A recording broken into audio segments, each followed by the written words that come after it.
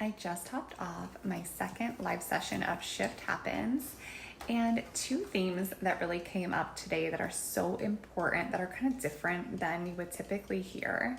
The first is being trauma informed in the way that we communicate with our partners and really taking time to schedule a time to talk to them on a time when it would be their day off, ideally, or their second day off, really ideally, if possible, and kind of being patient with that, letting them know ahead of time the general topic that we want to talk to them about, which sounds a little icky because there's always jokes about that, like, hey, I want to talk to you, and everyone gets stressed over it. But actually, it can prevent so much of anxiety and kind of that feeling like, oh, I'm ambushed by this conversation.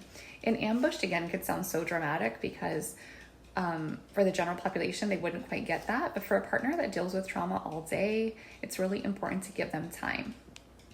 The second thing that we focused on was rewriting messages in our mind that have to do with not being able to ask for what we want, and being told that being assertive is not maybe submitting to your husband, like in the Christian belief system, right? But in a way, you can be assertive and it's not being aggressive. And there's such a gentle balance too in being with a first responder that sometimes you might be feeling selfish, but then also sometimes it's okay to ask for things.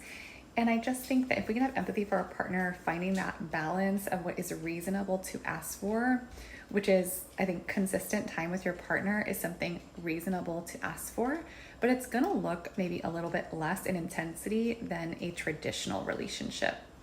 And that is okay.